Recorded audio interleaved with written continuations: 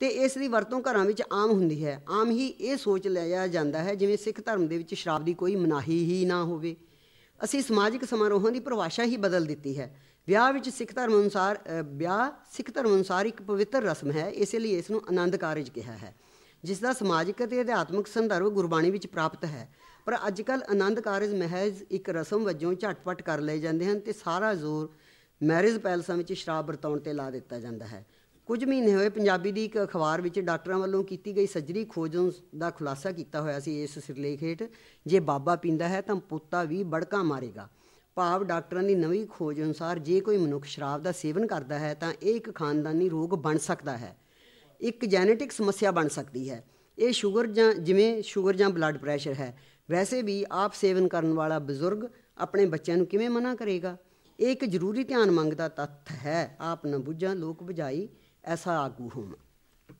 ਪਰਿਵਾਰਿਕ ਪਰੰਪਰਾਵਾਂ ਦੇ ਟੁੱਟ ਭੱਜ ਦੇ ਬਹੁਤ ਸਾਰੇ ਕਾਰਨ ਹਨ। ਸਮੇਂ ਦੇ ਬੀਤਣ ਨਾਲ ਵੀ ਅਸੀਂ ਧਾਰਮਿਕ ਤੌਰ 'ਤੇ ਉਸੇ ਅਵਸਥਾ ਵਿੱਚ ਪਹੁੰਚ ਗਏ ਹਾਂ ਜਿਸ ਵਿੱਚ ਗੁਰੂ ਨਾਨਕ ਸਾਹਿਬ ਨੇ ਹਿੰਦੂ ਧਰਮ ਅਤੇ ਇਸਲਾਮ ਦੇ ਸੰਦਰਭ ਵਿੱਚ ਆਸਾ ਦੀ ਵਾਰ ਵਿੱਚ ਜ਼ਿਕਰ ਕੀਤਾ ਹੈ। ਧਾਰਮਿਕ ਕਰਮ ਸਾਡੇ ਲਈ ਮਹਿਜ਼ ਰਸਮਾਂ ਬਣ ਗਏ ਹਨ। ਪਰਿਵਾਰ ਵਿੱਚ ਬਾਣੀ ਦਾ ਸਿਮਰਨ ਇਸ ਪੱਖ ਤੋਂ ਕੀਤਾ ਜਾਂਦਾ ਹੈ ਕਿ ਅਸੀਂ ਕੋਈ ਅਧਿਆਤਮਿਕ ਪ੍ਰਾਪਤੀ ਕਰਨੀ ਹੈ ਜਾਂ ਬੱਚਿਆਂ ਨੂੰ ਧਾਰਮਿਕ ਅਤੇ ਅਧਿਆਤਮਿਕ ਰਸਤੇ 'ਤੇ ਚੱਲਣ ਦੀ ਪ੍ਰੇਰਨਾ ਦੇਣੀ ਹੈ। ਅਸੀਂ ਹੁਣ ਪਾਠ ਜਾਂ ਅਖੰਡ ਪਾਠ ਪਾਠੀ ਸਿੰਘਾਂ ਕੋਲੋਂ ਮਹਿਜ਼ ਸਮਾਜੀਕਰਨ ਦੇ ਨਜ਼ਰੀਏ ਤੋਂ ਕਰਵਾਉਂਦੇ ਹਾਂ, ਜੋ ਕਿ ਇੱਕ ਦਿਖਾਵਾ ਬਣ ਗਿਆ ਹੈ। ਘਰ ਪਰਿਵਾਰ ਵਿੱਚ ਮਿਲ ਬੈਠ ਕੇ ਸੰਗਤੀ ਰੂਪ ਵਿੱਚ ਪਾਠ ਕਰਨ ਦੀ ਥਾਂ ਪੈਸੇ ਦੇ ਕੇ ਗੁਰਦੁਆਰੇ ਵਿੱਚ ਹੀ ਕਰਾ ਦਿੱਤਾ ਜਾਂਦਾ ਹੈ, ਜਿਸ ਨਾਲ ਇਹ ਇੱਕ ਰਸਮ ਬਣ ਗਈ ਹੈ। ਪੁਰਾਣੀਆਂ ਸਾਂਝਾਂ ਕੜੀਆਂ ਖਤਮ ਹੋ ਰਹੀਆਂ ਹਨ। ਇਸ ਨਾਲ ਇੱਕ ਪਾਸੇ ਅਸੀਂ ਧਰਮ ਦੀ ਅਣਦੇਖੀ ਕਰ ਰਹੇ ਹਾਂ, ਦੂਜੇ ਪਾਸੇ ਸਿੱਖੀ ਨੂੰ ਉਸੇ ਤਰ੍ਹਾਂ ਕੱਟੜ ਅਤੇ ਕਰਮਕਾਂਡੀ ਬਣਾ ਰਹੇ ਹਾਂ ਜਿਸ ਤਰ੍ਹਾਂ ਬ੍ਰਾਹਮਣ ਨੇ ਹਿੰਦੂ ਧਰਮ ਨੂੰ ਬਣਾਇਆ ਸੀ। ਜਿਸ ਕਿਸਮ ਦੇ ਕਰਮਕਾਂਡਾਂ ਅਤੇ ਕੱਟੜਤਾ ਵਿੱਚੋਂ ਗੁਰੂ ਨਾਨਕ ਦੇਵ ਜੀ ਨੇ ਸਾਨੂੰ ਕੱਢਿਆ ਸੀ, ਉਹੀ ਸਾਡੇ ਵਿੱਚ ਵਾਪਸ ਆ ਰਹੀ ਹੈ। ਪਰਿਵਾਰਕ ਪੱਧਰ 'ਤੇ ਸਾਡੇ ਫੇਲ ਹੋ ਜਾਣ ਦੇ ਕਈ ਕਾਰਨ ਹਨ। ਬਾਣੀ ਨੂੰ ਸੁਣਨ, ਗਾਉਣ ਅਤੇ ਉਸ ਦੇ ਮੰਨਣ ਕਰਨ ਦਾ ਆਦੇਸ਼ ਗੁਰੂ ਮਹਾਰਾਜ ਨੇ ਕੀਤਾ ਹੈ, ਪਰ ਪਾਠ ਅਤੇ ਅਖੰਡ ਪਾਠ ਸਿਰਫ ਕਰਵਾਇਆ ਜਾ ਰਿਹਾ ਹੁੰਦਾ ਹੈ ਇੱਕ ਰਸਮ ਵਜੋਂ। ਕੋਈ ਵਿਰਲਾ ਹੀ ਸੁਣ ਰਿਹਾ ਹੁੰਦਾ ਹੈ। ਹੁਣ ਤਾਂ ਪੈਸੇ ਦੇ ਕੇ ਦੂਰ ਬੈਠਿਆਂ ਹੀ ਕਰਵਾ ਲਿਆ ਜਾਂਦਾ ਹੈ ਅਤੇ ਇਹ ਪਰੰਪਰਾ ਸਾਡੇ ਸਿੱਖੀ ਕੇਂਦਰਾਂ ਤੋਂ ਸ਼ੁਰੂ ਕੀਤੀ ਗਈ ਹੈ, ਜਿੱਥੋਂ ਸਿੱਖ ਨੇ ਧਾਰਮਿਕ ਅਗਵਾਈ ਲੈਣੀ ਹੈ। ਬਸ ਲੋੜ ਇੱਕ ਬੱਧੀ ਰਕਮ ਦੇਣ ਦੀ ਹੈ। ਆਜ਼ਾਦੀ ਤੋਂ ਬਾਅਦ ਖਾਸ ਕਰਕੇ 20ਵੀਂ ਸਦੀ ਦੇ ਅੰਤਲੇ ਦਹਾਕਿਆਂ ਵਿੱਚ ਪੱਛਮੀ ਦੇਸ਼ਾਂ ਦਾ ਸੰਪਰਕ ਵਧਣ ਨਾਲ ਆਧੁਨਿਕਤਾ ਅਤੇ ਧਰਮ ਨਿਰਪੇਖਤਾ ਦੇ ਪ੍ਰਭਾਵ ਨੇ ਬਹੁਤ ਨੁਕਸਾਨ ਕੀਤਾ ਹੈ। ਸਿੱਖ ਸਮਾਜ ਅਤੇ ਪਰਿਵਾਰ ਦੀਆਂ ਕੁਦਰਤੀ ਕੜੀਆਂ ਦਿਨ ਬ ਦਿਨ ਢਿੱਲੀਆਂ ਪੈ ਰਹੀਆਂ ਹਨ। ਪ੍ਰਗਤੀਵਾਦੀ ਕਹੀ ਜਾਣ ਵਾਲੀ ਵਿਚਾਰਧਾਰਾ ਨੇ ਧਰਮ ਦੇ ਰੰਗ ਨੂੰ ਖੋਰਨ ਦੀ ਕੋਸ਼ਿਸ਼ ਕੀਤੀ ਹੈ, ਜਿਸ ਨਾਲ ਧਰਮ ਮਹਿਜ਼ ਰਸਮੀ ਅਤੇ ਅਰਥਹੀਣ ਬਣ ਗਿਆ ਹੈ। ਧਰਮ ਦੀ ਪੁਨਰ ਵਿਆਖਿਆ ਧਰਮ ਨਿਰਪੇਖਤਾ ਦੇ ਸ਼ਬਦਾਂ ਵਿੱਚ ਹੋਣ ਲੱਗ ਪਈ ਹੈ। ਵਿਦਿਅਕ ਸੰਸਥਾਵਾਂ। ਪਰਿਵਾਰ ਤੋਂ ਅਗਲੀ ਸੰਸਥਾ ਵਿੱਦਿਆ ਦੀ ਹੈ, ਖਾਸ ਕਰਕੇ ਪ੍ਰਾਇਮਰੀ ਅਤੇ ਹਾਈ ਸਕੂਲ। ਸਿੱਖਿਆ ਸੰਸਥਾਵਾਂ ਆਮ ਪੜ੍ਹਾਈ ਦੇ ਨਾਲ ਨਾਲ ਧਾਰਮਿਕ, ਨੈਤਿਕ ਅਤੇ ਅਧਿਆਤਮਿਕ ਸਿੱਖਿਆ ਦੇਣ ਦਾ ਬਹੁਤ ਹੀ ਯੋਗ ਅਤੇ ਸਮਰੱਥ ਸਾਧਨ ਹੋ ਸਕਦੀਆਂ ਹਨ।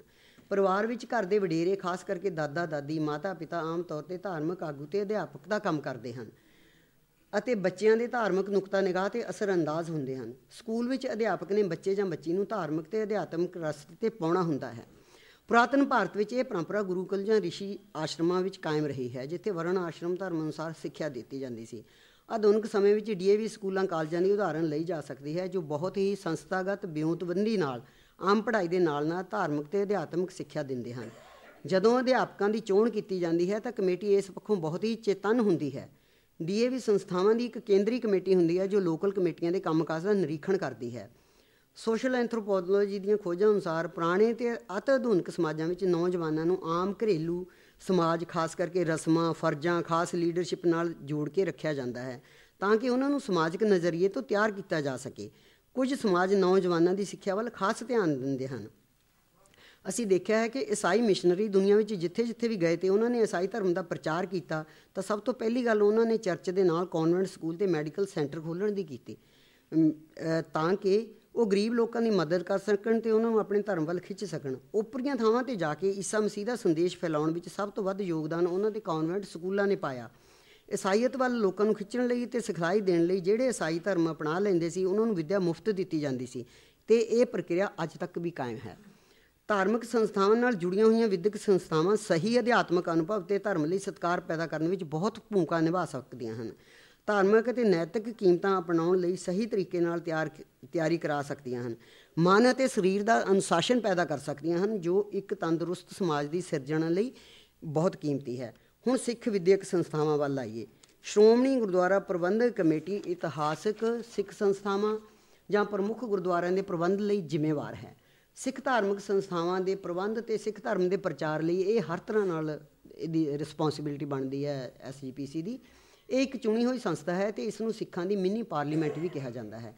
ਪਹਿਲੀ ਗੱਲ ਤਾਂ ਇਹ ਹੈ ਕਿ SGPC ਨੂੰ ਸਹੀ ਪ੍ਰਬੰਧ ਅਤੇ ਵਿਉਂਤਬੰਦੀ ਨਾਲ ਵਿੱਦਿਅਕ ਸੰਸਥਾਵਾਂ ਖੋਲ੍ਹਣ ਵਿੱਚ ਕੋਈ ਦਿਲਚਸਪੀ ਹੀ ਨਹੀਂ ਹੈ। ਦੂਸਰੀ ਗੱਲ, ਜੇ ਹੈ ਵੀ ਤਾਂ ਮੁੱਢਲੀ ਸਿੱਖਿਆ ਨਾਲ ਸੰਬੰਧਿਤ ਉੱਕਾ ਹੀ ਨਹੀਂ। ਤੁਸੀਂ ਕਿਤੇ SGPC ਦੇ ਬਹੁਤੇ ਪ੍ਰਾਇਮਰੀ ਜਾਂ ਹਾਈ ਸਕੂਲ ਨਹੀਂ ਦੇਖੋਗੇ। ਇਸ ਕੋਲ ਸਾਧਨਾਂ ਦਾ ਕੋਈ ਘਾਟਾ ਨਹੀਂ ਹੈ ਕਿਉਂਕਿ ਇਸ ਦਾ ਸਾਲਾਨਾ ਬਜਟ ਕਰੋੜਾਂ ਵਿੱਚ ਹੈ। ਇਸ ਵਿੱਚ ਸਿੱਖਿਆ ਪ੍ਰਤੀ ਲਗਨ, ਪ੍ਰੇਰਨਾ ਅਤੇ ਨਜ਼ਰੀਏ ਦੀ ਘਾਟ ਹੈ ਕਿਉਂਕਿ ਇਸ ਦੇ ਮੈਂਬਰ ਚੁਣੇ ਹੋਏ ਹੋਣ ਕਰਕੇ ਉਹਨਾਂ ਦੀ ਸਾਰੀ ਦਿਲਚਸਪੀ ਰਾਜਨੀਤੀਕਰਨ ਵਿੱਚ ਹੈ। ਸਿੱਖ ਸਮਾਜ ਦੀ ਤਰੱਕੀ, ਭਲਾਈ ਜਾਂ ਉਸ ਨੂੰ ਪੜ੍ਹਿਆ ਲਿਖਿਆ, ਦਿਮਾਗੀ ਅਤੇ ਸਰੀਰਕ ਸਿਹਤਮੰਦ ਸਮਾਜ ਬਣਾਉਣ ਵਿੱਚ ਨਹੀਂ ਹੈ। SGPC ਨੇ ਭਾਵੇਂ ਪਿਛਲੇ ਸਮੇਂ ਵਿੱਚ ਕੁਝ ਇੰਜੀਨੀਅਰਿੰਗ ਕਾਲਜ, ਮੈਡੀਕਲ ਜਾਂ ਡੈਂਟਲ ਕਾਲਜ ਅਤੇ ਡਿਗਰੀ ਕਾਲਜ ਤਾਂ ਖੋਲ੍ਹੇ ਹਨ, ਪਰ ਪ੍ਰਾਇਮਰੀ ਜਾਂ ਹਾਈ ਸਕੂਲਾਂ ਵੱਲ ਕੋਈ ਤਵੱਜੋ ਨਹੀਂ ਦਿੱਤੀ। ਬੱਚਿਆਂ ਨੂੰ ਧਰਮ ਵੱਲ ਖਿੱਚਣ ਲਈ ਕੋਈ ਰਿਆਇਤ ਜਾਂ ਸਹੂਲਤ ਨਹੀਂ ਦਿੱਤੀ ਜਾਂਦੀ। ਹਾਂ, ਮੈਂਬਰਾਂ ਦੇ ਬੱਚਿਆਂ ਨੂੰ ਬਥੇਰੀ ਸਹਾਇਤਾ ਕੀਤੀ ਜਾਂਦੀ ਹੈ, ਉਹਨਾਂ ਦੀਆਂ ਫੀਸਾਂ ਮਾਫ਼ ਕਰਾਉਣ ਵਿੱਚ ਵੀ, ਉਹਨਾਂ ਦੀਆਂ ਗ੍ਰਾਂਟਾਂ ਦੇਣ ਵਿੱਚ ਵੀ। ਇਸ ਦੇ ਕਾਲਜਾਂ ਵਿੱਚ ਸਿੱਖ ਧਰਮ ਦੀ ਸਿੱਖਿਆ ਦੇਣ ਦਾ ਕੋਈ ਪ੍ਰਬੰਧ ਨਹੀਂ, ਜਦਕਿ DAV ਅਤੇ ਈਸਾਈ ਵਿੱਦਿਅਕ ਅਦਾਰਿਆਂ ਦੀ ਉਦਾਹਰਣ ਸਾਡੇ ਸਾਹਮਣੇ ਹੈ, ਜਿਹੜੇ ਧਰਮ ਅਤੇ ਫਿਲਾਸਫੀ ਦੀ ਜਾਣਕਾਰੀ ਆਪਣੇ ਵਿਦਿਆਰਥੀਆਂ ਨੂੰ ਖਾਸ ਤੌਰ 'ਤੇ ਦਿੰਦੇ ਹਨ।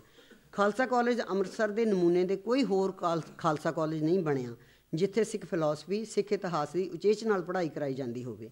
ਆਮ ਅਕਾਦਮਿਕ ਵਿਸ਼ੇ ਦੇ ਤੌਰ 'ਤੇ ਵੀ ਧਰਮ ਅਧਿਐਨ ਇਸ ਦੇ ਸਿਰਫ 3 ਕਾਲਜਾਂ ਵਿੱਚ ਪੜ੍ਹਾਇਆ ਜਾਂਦਾ ਹੈ, ਅਨੰਦਪੁਰ ਸਾਹਿਬ, ਪਟਿਆਲਾ ਅਤੇ ਗੁਰੂ ਨਾਨਕ ਕਾਲਜ ਬੁਢਲਾਡਾ।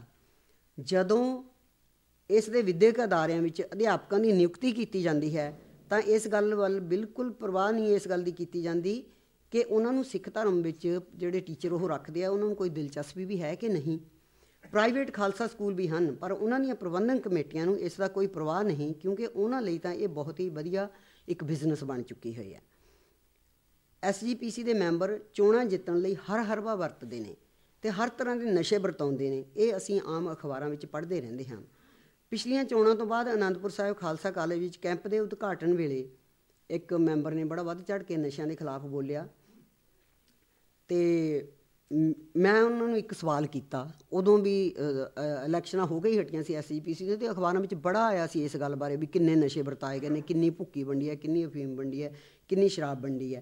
ਅਤੇ ਮੈਂ ਉਹਨੂੰ ਕਿਹਾ ਵੀ ਤੁਸੀਂ ਬੋਲਦੇ ਤਾਂ ਇਹਨਾਂ ਖਿਲਾਫ ਹੋ ਪਰ ਜਦੋਂ ਇਹ ਚੋਣਾਂ, ਇਹ ਧਾਰਮਿਕ ਚੋਣਾਂ ਨੇ, ਤੁਸੀਂ ਇਹਨਾਂ ਦੇ ਵਿੱਚ ਨਸ਼ੇ ਵੰਡਦੇ ਕਿਉਂ ਹੋ? ਤਾਂ ਉਹਨਾਂ ਦਾ ਉੱਤਰ ਮੈਨੂੰ ਜਿਹੜਾ ਉਹਨਾਂ ਨੇ ਤਾਂ ਉਹ ਸੀ, ਕਹਿੰਦਾ ਬੀਬੀ ਜੀ ਇਹ ਤਾਂ ਕੈਂਡੀਡੇਟ ਦੀ ਮਜਬੂਰੀ ਹੁੰਦੀ ਹੈ। ਅਜਿਹੇ ਮੈਂਬਰਾਂ ਤੋਂ ਅਸੀਂ ਨਸ਼ਾ ਰਹਿਤ ਸਮਾਜ ਸਿਰਜਣ ਵਿੱਚ ਕਿਸ ਕਿਸਮ ਦੀ ਭੂਮਿਕਾ ਨਿਭਾਉਣ ਦੀ ਆਸ ਕਰ ਸਕਦੇ ਹਾਂ?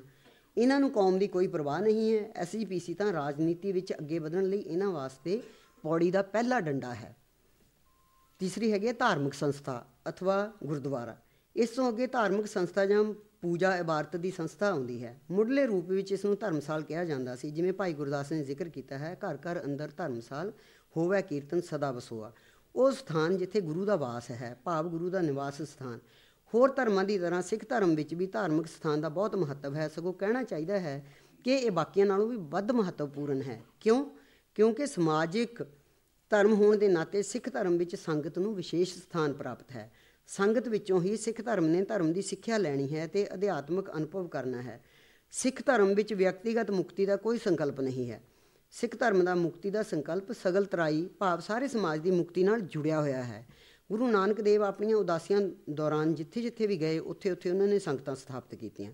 ਉਦਾਸੀਆਂ ਤੋਂ ਬਾਅਦ ਉਹਨਾਂ ਨੇ ਕਰਤਾਰਪੁਰ ਨਿਵਾਸ ਕੀਤਾ ਅਤੇ ਸਿੱਖ ਰਹਿਣੀ ਦਾ ਪੂਰਾ ਨਮੂਨਾ ਕਿਰਤ ਕਰਨਾ, ਨਾਮ ਜਪਣਾ ਅਤੇ ਵੰਡ ਛਕਣਾ ਸਥਾਪਿਤ ਕੀਤਾ। ਉਹਨਾਂ ਦੇ ਵਾਰਿਸ ਗੁਰੂ ਸਾਹਿਬਾਨ ਨੇ ਵੀ ਸੰਗਤ ਅਤੇ ਪੰਗਤ ਦੀ ਸੰਸਥਾ ਨੂੰ ਹੋਰ ਫੈਲਾਇਆ ਅਤੇ ਮਜ਼ਬੂਤ ਕੀਤਾ ਅਤੇ ਨਵੇਂ ਪ੍ਰਚਾਰ ਕੇਂਦਰ ਸਥਾਪਿਤ ਕੀਤੇ। ਗੁਰੂ ਅਰਜਨ ਦੇਵ ਪੰਚਮ ਪਾਤਸ਼ਾਹ ਹਜ਼ੂਰ ਨੇ ਗੁਰਦੁਆਰਾ ਸੰਸਥਾ ਨੂੰ ਸੰਪੂਰਨ ਕਰ ਦਿੱਤਾ ਜਦੋਂ ਉਹਨਾਂ ਨੇ ਹਰਿਮੰਦਰ ਸਾਹਿਬ ਬਣਾ ਕੇ ਪਵਿੱਤਰ ਸ੍ਰੀ ਗੁਰੂ ਗ੍ਰੰਥ ਸਾਹਿਬ ਦੀ ਬੀੜ ਤਿਆਰ ਕਰਕੇ ਇਸ ਦਾ ਪਹਿਲਾ ਪ੍ਰਕਾਸ਼ ਦਰਬਾਰ ਸਾਹਿਬ ਵਿੱਚ ਕੀਤਾ ਅਤੇ ਬਾਬਾ ਬੁੱਢਾ ਜੀ ਨੂੰ ਪਹਿਲੇ ਗ੍ਰੰਥੀ ਥਾਪਿਆ। ਗੁਰੂ ਗੋਬਿੰਦ ਸਿੰਘ ਸਾਹਿਬ ਨੇ ਆਪਣੇ ਜੋਤੀ ਜੋਤ ਸਮਾਉਣ ਤੋਂ ਪਹਿਲਾਂ ਗ੍ਰੰਥ ਸਾਹਿਬ ਨੂੰ ਗੁਰਗੱਦੀ ਦੇ ਕੇ ਸ੍ਰੀ ਗੁਰੂ ਗ੍ਰੰਥ ਸਾਹਿਬ ਦਾ ਦਰਜਾ ਦਿੱਤਾ ਤਾਂ ਕਿ ਆਉਣ ਵਾਲੇ ਸਰਬ ਸਮਿਆਂ ਵਿੱਚ ਖਾਲਸਾ ਪੰਥ ਸ਼ਬਦ ਗੁਰੂ ਤੋਂ ਅਗਵਾਈ ਲੈ ਸਕੇ।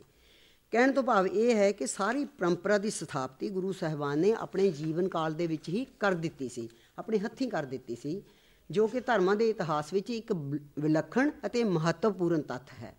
ਜੇ ਅਸੀਂ ਧਰਮਾਂ ਦੇ ਇਤਿਹਾਸ ਵਿੱਚ ਇੱਕ ਪੰਛੀ ਝਾਤ ਮਾਰੀਏ ਤਾਂ ਅਸੀਂ ਦੇਖ ਸਕਦੇ ਹਾਂ ਕਿ ਧਾਰਮਿਕ ਅਨੁਭਵ ਕਿਸੇ ਵੀ ਧਾਰਮਿਕ ਭਾਈਚਾਰੇ ਦੇ ਸੰਗਠਨ ਵਿੱਚ ਬਹੁਤ ਯੋਗਦਾਨ ਪਾਉਂਦਾ ਹੈ।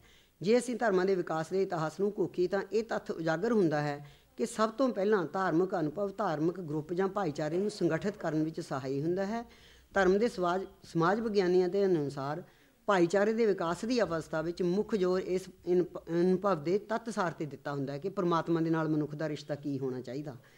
ਭਾਵ ਪਰਮਾਤਮਾ ਨਾਲ ਸੰਚਾਰ ਉੱਤੇ ਦਿੱਤਾ ਜਾਂਦਾ ਹੈ। ਇਹ ਰਿਸ਼ਤਾ ਬਾਕੀ ਸਾਰੇ ਰਿਸ਼ਤਿਆਂ ਤੋਂ ਉੱਤੇ ਹੁੰਦਾ ਹੈ, ਪਰੰਤੂ ਨਵੇਂ ਭਾਈਚਾਰੇ ਦੇ ਵਿਕਾਸ ਅਤੇ ਧਾਰਮਿਕ ਜੀਵਨ ਦੇ ਪਰਿਪੱਕ ਹੋ ਜਾਣ 'ਤੇ ਇਸ ਅਨੁਭਵ ਦਾ ਸੰਚਾਰ ਮੁਸ਼ਕਲ ਹੋ ਜਾਂਦਾ ਹੈ। ਜਦੋਂ ਕਿ ਵਿਕਾਸ ਦੇ ਪਹਿਲੇ ਪੜਾਅ 'ਤੇ ਧਾਰਮਿਕ ਚਿੰਨ੍ਹ ਜੋ ਕਿ ਪ੍ਰਗਟਾਅ ਦਾ ਆਮ ਸਾਧਨ ਹੁੰਦਾ ਹੈ, ਵਿਆਖਿਆ ਵਿੱਚ ਲਚਕ ਤੇ ਸੌਖ ਦੀ ਆਗਿਆ ਦਿੰਦਾ ਹੈ, ਪਰੰਤੂ ਨਵੇਂ ਤਾਰਕਿਕ ਸੰਕਲਪਾਂ ਦੀ ਉਪਜ ਤੇ ਨਵੀਆਂ ਧਾਰਮਿਕ ਰੀਤਾਂ ਦੇ ਦਾਖਲ ਹੋਣ ਨਾਲ ਇਹਨਾਂ ਨੂੰ ਸਮਝਣਾ ਗੁੰਝਲਦਾਰ ਬਣ ਜਾਂਦਾ ਹੈ। ਦੂਸਰੇ ਸ਼ਬਦਾਂ ਵਿੱਚ ਜੇ ਪਰੰਪਰਿਕ ਚਿੰਨ੍ਹਾਂ ਨੇ ਭਾਈਚਾਰੇ ਦੀ ਅੱਗੇ ਚੱਲ ਕੇ ਬੁਨਿਆਦ ਬਣਦੇ ਰਹਿਣਾ ਹੈ ਤਾਂ ਉਹਨਾਂ ਨੂੰ ਜ਼ਿਆਦਾ ਸਪਸ਼ਟ ਰੂਪ ਵਿੱਚ ਪਰਿਭਾਸ਼ਿਤ ਕਰਨਾ ਪਵੇਗਾ। ਬਾਹਰਲੀ ਦੁਨੀਆ ਦਾ ਪ੍ਰਤੀਕਰਮ ਜੋ ਨਵੇਂ ਧਾਰਮਿਕ ਭਾਈਚਾਰੇ ਨੂੰ ਹੋਰ ਮਜ਼ਬੂਤੀ ਨਾਲ ਸੰਗਠਿਤ ਕਰਦਾ ਹੈ ਨੂੰ ਵੀ ਅਸੀਂ ਅੱਖੋਂ ਓਹਲੇ ਨਹੀਂ ਕਰ ਸਕਦੇ। ਉੱਪਰਲੇ ਅਧਿਐਨ ਦੀ ਰੌਸ਼ਨੀ ਵਿੱਚ ਅਸੀਂ ਆਸਾਨੀ ਨਾਲ ਕਹਿ ਸਕਦੇ ਹਾਂ ਕਿ ਜਿਨ੍ਹਾਂ ਦੇ ਮੋਢਿਆਂ 'ਤੇ ਅੰਦਰੂਨੀ ਭਾਈਚਾਰੇ ਨੂੰ ਵਿਚਾਰਧਾਰਕ ਪੱਧਰ 'ਤੇ ਸਮਝਾਉਣ ਅਤੇ ਧਾਰਮਿਕ ਵਿਚਾਰਧਾਰਾ ਤੇ ਬਾਹਰੋਂ ਹੋਣ ਵਾਲੇ ਹਮਲਿਆਂ ਨਾਲ ਨਜਿੱਠਣ ਦੀ ਜ਼ਿੰਮੇਵਾਰੀ ਹੁੰਦੀ ਹੈ, ਉਹਨਾਂ ਨੂੰ ਇਸ ਦੀ ਪਰੰਪਰਾ, ਇਤਿਹਾਸ, ਧਰਮ ਗ੍ਰੰਥ, ਸਿਧਾਂਤ ਅਤੇ ਵਿਚਾਰਧਾਰਾ ਦੀ ਵਿਆਖਿਆ ਵਿੱਚ ਬਹੁਤ ਨਿਪੁੰਨ ਹੋਣਾ ਚਾਹੀਦਾ ਹੈ। ਉਸ ਨੂੰ ਦੂਸਰੇ ਧਰਮਾਂ ਦਾ ਵੀ ਕਾਫੀ ਗਿਆਨ ਹੋਣਾ ਚਾਹੀਦਾ ਹੈ ਤਾਂ ਕਿ ਉਹ ਆਪਣੇ ਭਾਈਚਾਰੇ ਨੂੰ ਤੁਲਨਾਤਮਕ ਤਰੀਕੇ ਨਾਲ ਸਮਝਾ ਸਕੇ ਅਤੇ ਲੋੜ ਪੈਣ 'ਤੇ ਬਾਹਰਲਿਆਂ ਨੂੰ ਵੀ ਦੱਸ ਸਕੇ। ਇਹ ਪਰੰਪਰਾ ਈਸਾਈ ਧਰਮ ਦੇ ਵਿੱਚ ਕਾਇਮ ਹੈ। ਚਰਚ ਦਾ ਫਾਦਰ ਬਹੁਤ ਹੀ ਸੁਸੱਖਿਅਤ, ਪੜ੍ਹਿਆ ਲਿਖਿਆ ਅਤੇ ਧਰਮ ਦੇ ਖੇਤਰ ਵਿੱਚ ਉੱਚ ਤਾਲੀਮ ਯਾਫਤਾ ਵਿਅਕਤੀ ਹੁੰਦਾ ਹੈ। ਸਿੱਖ ਧਰਮ ਵਿੱਚ ਕੀ ਹੁੰਦਾ ਹੈ, ਮੈਂ ਇਹਦੇ ਬਾਰੇ ਕੁਛ ਨਹੀਂ ਕਹਿਣਾ ਹੈਗਾ। ਸਾਨੂੰ ਇੱਕ ਗੱਲ ਯਾਦ ਰੱਖਣੀ ਚਾਹੀਦੀ ਹੈ ਕਿ ਜਿਸ ਅਮਲ ਰਾਹੀਂ ਧਾਰਮਿਕ ਭਾਈਚਾਰੇ ਵਿੱਚ ਧਾਰਮਿਕ ਨੁਕਤਾ ਨਿਗਾਹ ਪੈਦਾ ਕੀਤਾ ਜਾਂਦਾ ਹੈ ਉਸ ਦਾ ਜਿਹੜਾ ਅਸਰ ਹੈ ਉਹ ਦੋ ਤਰਫਾ ਹੁੰਦਾ ਹੈ। ਇੱਕ ਪਾਸੇ ਵਿਅਕਤੀ ਧਾਰਮਿਕ ਭਾਈਚਾਰੇ ਤੋਂ ਇਹ ਅਸਰ ਪਾਉਂਦਾ ਹੈ ਅਤੇ ਦੂਸਰੇ ਪਾਸੇ ਉਹ ਵਿਅਕਤੀ ਭਾਈਚਾਰੇ ਤੋਂ ਅਸਰ ਵੀ ਕਬੂਲਦਾ ਹੈ। ਗੁਰੂ ਸਾਹਿਬਾਨ ਇਸ ਤੱਥ ਤੋਂ ਭਲੀ ਭਾਂਤ ਚੇਤੰਨ ਸਨ। ਇਸੇ ਲਈ ਉਹਨਾਂ ਨੇ ਸੰਗਤ ਅਤੇ ਪੰਗਤ ਦੀ ਪਰੰਪਰਾ ਕਾਇਮ ਕੀਤੀ, ਜਿਸ ਨੂੰ ਅਮਲੀ ਰੂਪ ਦੇਣ ਲਈ ਗੁਰਦੁਆਰਾ ਸਭ ਤੋਂ ਸਮਰੱਥ ਸੰਸਥਾ ਹੈ, ਜਿਸ ਦੀ ਸਥਾਪਨਾ ਕੀਤੀ ਗਈ ਅਤੇ ਬਹੁਤ ਮਹੱਤਤਾ ਦਿੱਤੀ ਗਈ। ਗੁਰੂ ਰਾਮਦਾਸ ਨੇ ਫਰਮਾਇਆ ਕਿ ਸਤ ਸੰਗਤ ਸਤਿਗੁਰੂ ਦਾ ਵਿਦਿਆਲਾ ਹੈ, ਜਿੱਥੇ ਪ੍ਰਮਾਤਮਾ ਦੇ ਗੁਣਾਂ ਦੀ ਸਿੱਖਿਆ ਲਈ ਜਾਂਦੀ ਹੈ। ਸੰਗਤ ਬਾਣੀ ਦੇ ਗਾਇਨ ਰਾਹੀਂ ਅਕਾਲ ਪੁਰਖ ਨਾਲ ਵੀ ਜੁੜਦੀ ਹੈ ਅਤੇ ਆਪਣੇ ਗੁਰ ਭਾਈਆਂ ਨਾਲ ਵੀ ਜੁੜਦੀ ਹੈ। ਇਹ ਕਾਰਜ ਗੁਰਦੁਆਰੇ ਰਾਹੀਂ ਹੀ ਸੰਭਵ ਹੈ। ਇਹ ਉਹ ਸਮਰੱਥ ਸਥਾਨ ਹੈ ਜੋ ਰਲ ਬੈਠਣ ਵਾਲੇ ਸਿੱਖਾਂ ਵਿੱਚ ਧਾਰਮਿਕ ਸਹਿਚਾਰ ਅਤੇ ਮਿਲਵਰਤਨ ਪੈਦਾ ਕਰਦਾ ਹੈ ਅਤੇ ਆਤਮਿਕ ਤੌਰ 'ਤੇ ਅਸਰ ਅੰਦਾਜ਼ ਹੁੰਦਾ ਹੈ। ਕੀ ਸਾਡੇ ਗੁਰਦੁਆਰੇ ਜਾਂ ਅਸੀਂ ਇਹ ਫਰਜ਼ ਨਿਭਾ ਰਹੇ ਹਾਂ?